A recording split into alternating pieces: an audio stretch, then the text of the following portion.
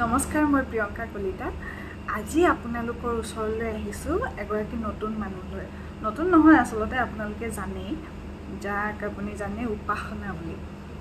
উপাসনা আচলতে কোন হয়? আমি কমেণ্টত পাই আছোঁ উপাসনা কোন হয়, বিউটি বাইলুঙৰ কিবা হয় নেকি?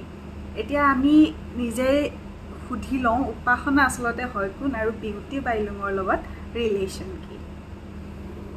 হাই। হেল্ল'। উপাসনাৰ আচল নামটো কি বাৰু?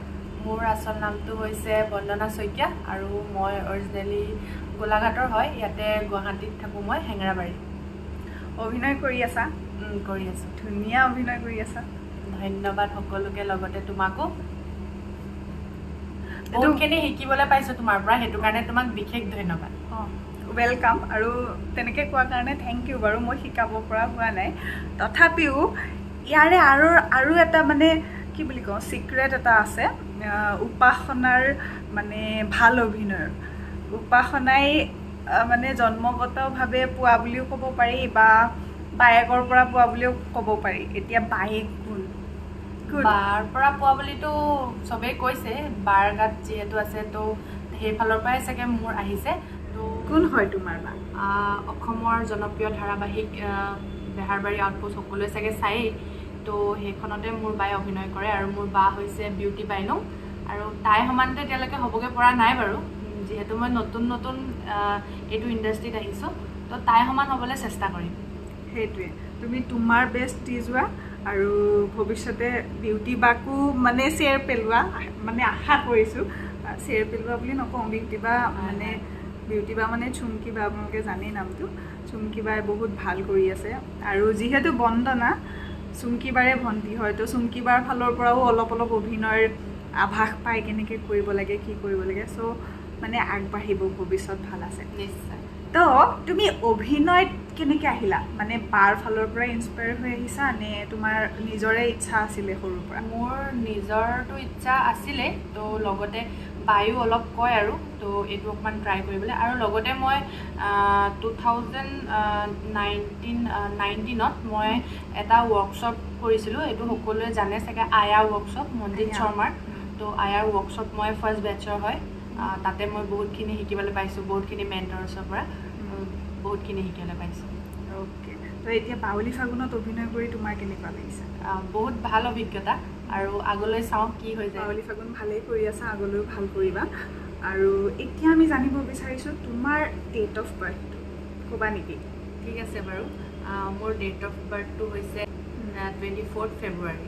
অ'কে, 24 ফেব্ৰুৱাৰীত আপোনালোকে চবেই উইচ কৰিব দেই বন্দনাক।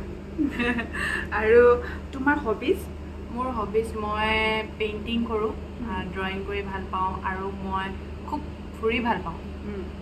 আৰু এতিয়া যেতিয়া এইটো লাইনত আহিছোঁ, ফুৰিবলৈ খুব কম সময় পাইছোঁ, কিন্তু যেতিয়া ভালকৈ সময় পাওঁ মই তোমাৰ লগত ফুৰিব বিচাৰিছোঁ। আমি যাম, একেলগে যাম। আমি প্লেনিং কৰি আছোঁ, খালি ছাকচেছ হোৱা নাই। আমাৰ শ্বুটিঙত একদম অফ নাই, কিন্তু যেতিয়া আমি অফ পাম তেতিয়া আমি একেলগে যাম। আৰু এইখিনিতে আৰু এটা কথা কওঁ, বন্দনা মানে বাউলি ফাগুনত জইন কৰাৰ আগতে তাই মুম্বাইত আছিলে, মুম্বাইৰ পৰা আহি পাইছেহে। মুম্বাইত কি কৰি আছিলা তুমি? মুম্বাইত মই গুৱাহাটীৰ প্ৰগতি এডুটেক্টৰ পৰা হোটেল মেনেজমেণ্ট, হস্পিটেলিটি মেনেজমেণ্ট কৰি তাত মই JW মেৰিয়াটত মই তাত জব কৰি আছিলোঁ। তো কিয় জবটো এৰিলা? জব এৰিলোঁ কাৰণ মোৰ ঘৰত মা আৰু পাপা আছে, আৰু আমাৰ ছোৱালী 3জনী। মাজুবাৰ বিয়া হ'ল, ডাঙৰ বা আৰু মই ইয়াতেই থাকোঁ। আৰু যিহেতু পাপাৰ গা বেয়া হৈ থাকে মাজে মাজে, তো ডাঙৰ বাৰ অকণ অসুবিধা হয় চাবলৈ, তো সেইবাবে মই মুম্বাই এৰিব লগা হ'ল।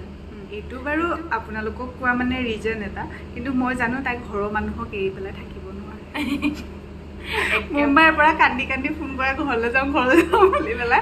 শেষত তাই নোৱাৰিলে, মানে নিজৰ মানুহ লাগেই, মানে অকলশৰে থাকিব নোৱাৰোঁ। হোষ্টেলত থাকোঁতেও বহুতবাৰ কান্দিছোঁ।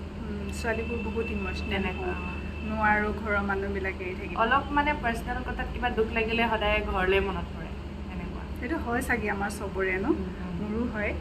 কিন্তু কেতিয়াবা কামৰ মানে তাগিদাত নোৱাৰি থাকিবলৈ, উপায় নাই, ঘৰৰ পৰা আঁতৰি থাকিব লগা হয়।